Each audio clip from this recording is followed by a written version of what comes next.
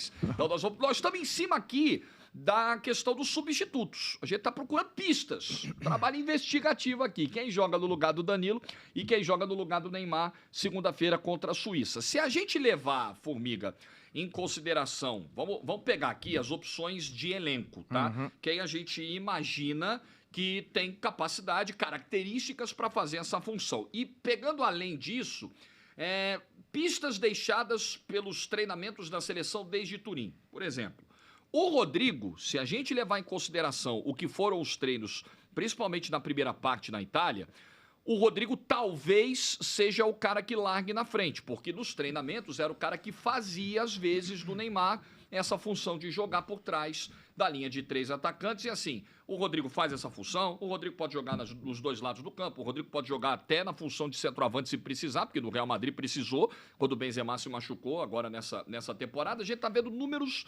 do Rodrigo. Então, a ordem aí é a seguinte: jogos, minutos jogados, gols e assistências. Com a camisa do Real Madrid, tá? Então, com a camisa do Real Madrid nesta temporada. E boa parte desses jogos, ao contrário do que aconteceu na temporada passada, como titular, né? Nós fizemos basicamente toda a primeira fase do Real Madrid na Liga dos Campeões da Europa e a gente viu o Vinícius sendo ou usado pelo lado, ou ao lado do Benzema, ou no lugar do Benzema. O Rodrigo, né? Rodrigo. Eu falei... Falou Vinícius. Perfeito, desculpa. Uma versatilidade gigantesca. O Ancelotti hoje enxerga o Rodrigo como um 10, como um ponta de lança. E ele está na seleção hoje muito por conta dessa versatilidade. O Tite sempre gostou da inteligência tática, da inteligência do Rodrigo, do recurso, da maturidade do Rodrigo. E aí, se você for pensar em termos de característica, isso na Espanha acontece essa comparação que pode ser exagerada, mas entenda, na prateleira de um mercado, você tem vários produtos da mesma linha, né? Certo. Mais caros, mais baratos, novos, velhos, mas tá ali. O Rodrigo, na prateleira, ele tá no corredor do Neymar. Eu não estou dizendo que ele é o Neymar, mas ele é o que tem as características mais próximas do Neymar. Dentro da seleção brasileira, tá? De rabisco e cria, bom passe, boa finalização, flutuar fora da área, essa maturidade de segurar o jogo se for preciso, de poder jogar do lado para dentro, né? O Ricardinho sempre lembra disso. O Rodrigo começou no Santos pela esquerda, o Sampaoli foi o cara que jogou ele pro lado direito, mas cansou de usar por dentro. Então, o mais completo jogador da seleção é o Neymar. Depois do Neymar, do meio para frente, eu acho que é o Rodrigo, para essa característica. Então, eu gostaria de ver o Rodrigo, mas eu entendo se ele tiver uma outra alternativa que, na hierarquia da justiça de seleção, talvez seja mais simples, que a gente pode discutir daqui a pouco, que seria empurrar o Paquetá para esse papel e recolocar o Fred no time titular. Essa é uma alternativa mais simples. Mas eu gostaria de ver, e não duvido que aconteça, do Rodrigo de ser uma troca simples. Sai Ney, entra Rodrigo, mantém o Paquetá de segundo, até porque vai ser um jogo que exige paciência da seleção brasileira. Provavelmente, né? Mais posse de bola. Imagino que sim. 12 participações em gols em 19 jogos, eu acho excelente. E assim, e nem todos esses jogos o Rodrigo começou como titular, né? Então são números fantásticos do Rodrigo na temporada mesmo. Mas aí você não tem só essa opção. Talvez seja mais viável, pelo que o Formiga apresentou, mas como o Tite levou muita gente do meio para frente, então tem outras possibilidades para a gente estudar aqui. Então, por exemplo, um outro nome que a gente vai colocar na tela, Everton Ribeiro. Naturalmente, os números do Everton Ribeiro eles são maiores mesmo, né? Absolutamente maiores, porque a temporada do Flamengo já terminou. A temporada do Real Madrid está na metade, o calendário funciona diferente. diferente. Você vê que em participação em gols é 5 a mais. Só. É 5 a mais, são 17 só, e o Rodrigo teve 12, né? Quase encostando e com muito menos jogos. O Everton Ribeiro jogou 63 vezes na temporada, porque aqui do Brasil tem jogo pra caramba, isso dá mais de 4 mil minutos, marcou 7 gols, deu 10 assistências numa temporada onde a troca do comando do Flamengo faz o futebol do Everton Ribeiro crescer. Sem porque dúvida. A primeira parte da temporada do Everton Ribeiro era um período até de questionamento se cabia o Everton Ribeiro do time mais ou não, né? A troca de comando, inclusive, no Flamengo fez crescer o Everton Ribeiro. Um contexto contribuiu para o encaixe perfeito do Pedro, porque teve a lesão do Bruno Henrique, cresceu o futebol do Felipe Luiz, cresceu o futebol de uma porrada de gente dentro do time. E o prêmio ao final disso na temporada foi não renovar o contrato com o Dorival e daqui a pouco deve ter o anúncio oficial aí do Vitor Pereira como novo técnico do Flamengo. E muitas informações dizem que o Dorival pediu para sair, o contrato ia acabar, mas ele se sentiu ele não vai dizer isso, mas se sentiu traído por saber que o Flamengo começou um papo com ele ainda na esperança de renovar ou não. O resumo é esse, é apenas uma borrifada do assunto Everton Ribeiro, que eu acho que não vai ser ele o substituto, eu acho que é outra característica, é outra cadência, é outra intensidade, é outra função. O Tite precisa ali de um cara agressivo, e não é o Everton Ribeiro.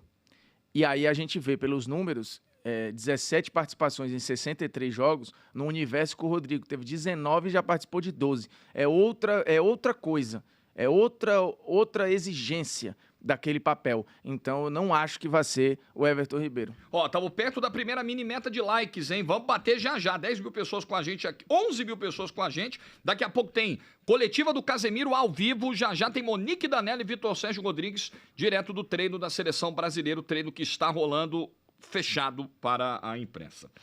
Bom, vamos então para uma alternativa que seria, na teoria, mais agressiva, então, né? Já que você usou o termo agressividade aí. Que seria o Gabriel Jesus fazendo esse papel de jogar por trás do Richarlison. Então, vamos ver números do Gabriel Jesus. A temporada do Gabriel Jesus, ela é um dos melhores inícios de temporada da carreira do Jesus. Ele muda de clube, ele vai para o Arsenal. Ele queria isso, né? Acho que um dos grandes motivos da saída do City era justamente ter minutagem, e ele tem no Arsenal. Ele já tem quase 1.500 minutos, são 20 jogos e 11 participações em gols. E a mudança? E também como garçom, né? Quer dizer, também podendo vir de trás ali, servindo o Richarlison e os dois pontas. A mudança, inclusive, do Gabriel Jesus de clube foi fundamental para ele seguir firme na briga e estar na Copa. Acho que sempre teve a preferência do Tite, mas teve um determinado momento que estava meio insustentável ali seguir convocando o Jesus. Acho que a troca foi fantástica para ele. Eu acho que muda um pouco a característica da seleção aí. O Jesus não seria esse playmaker, né? Não seria esse armador como o Neymar é em vários momentos.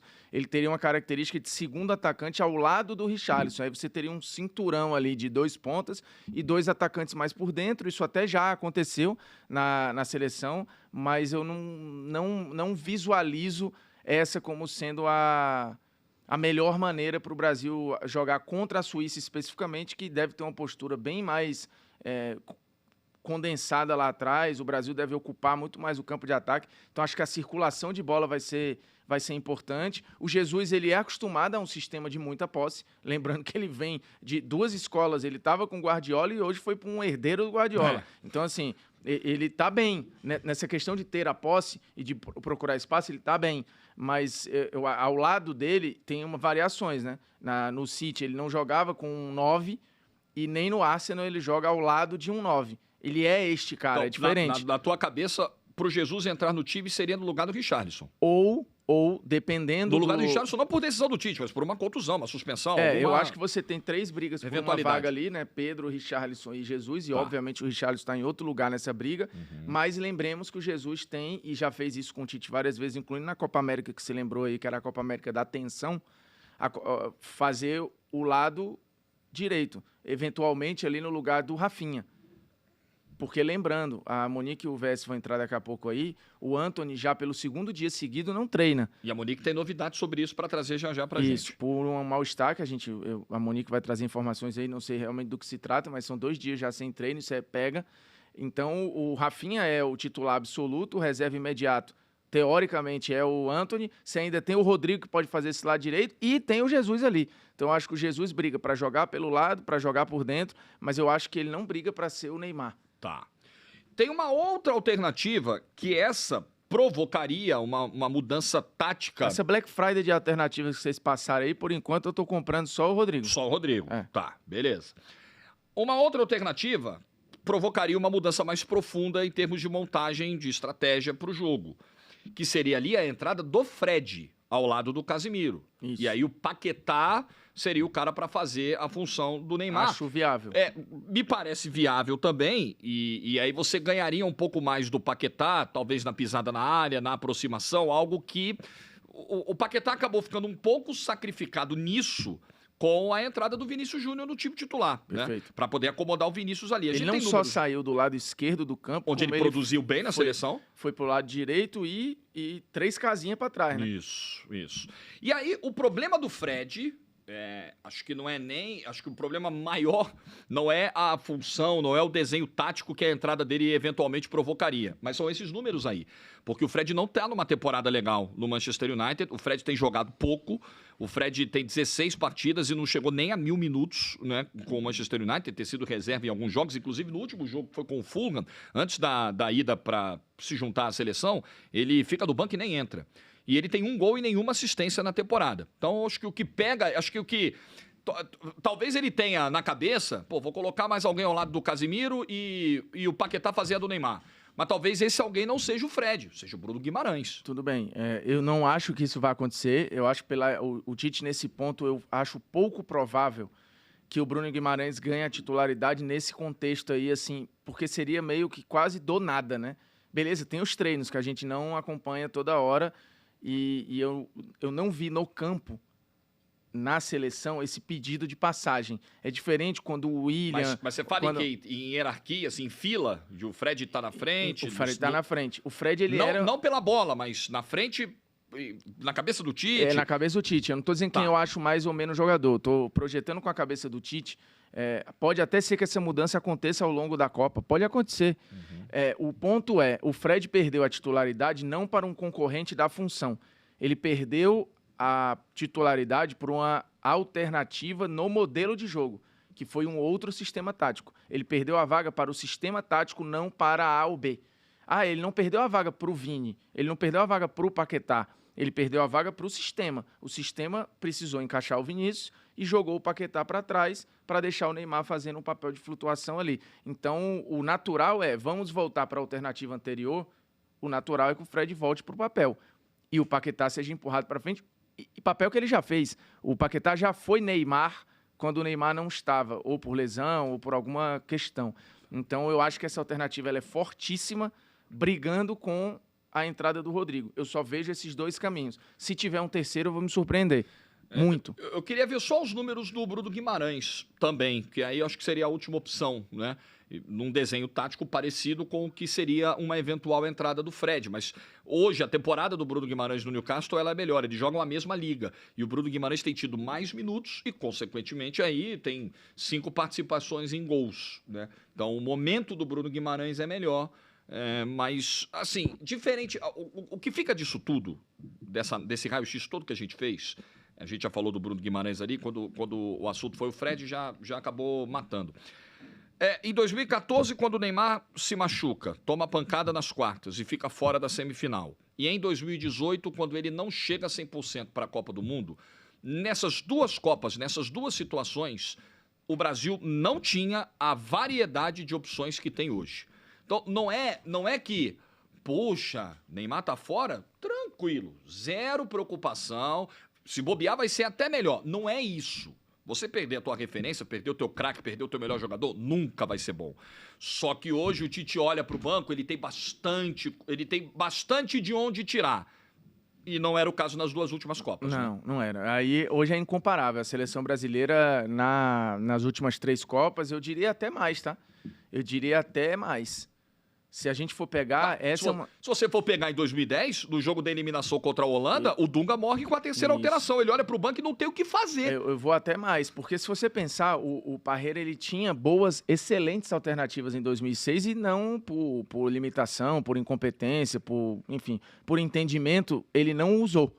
Porque ele tinha no banco Juninho Pernambucano, Robinho, ele tinha o Cicinho, ele tinha alternativas para fazer aquele time uma engrenagem melhor do que a engrenagem com o tal quadrado mágico que tinha sido testado uma vez antes da Copa, mas já falei desse assunto 500 vezes. 2010, esta seleção de 22 tem mais alternativas e variações. 2014, essa seleção tem mais alternativas e variações. 2018, essa seleção também tem mais alternativas e variações. Acho que o Tite ganhou pelo menos 3 leques aí de modelos de jogo diferentes, de alternativas táticas diferentes. E hoje você olha para o banco, você tem 2, 3 pontas a usar, 2 atacantes para usar, além do Richarlison, que seriam ótimas alternativas, porque a fase do Jesus hoje é muito boa, a fase do Pedro nem se fala.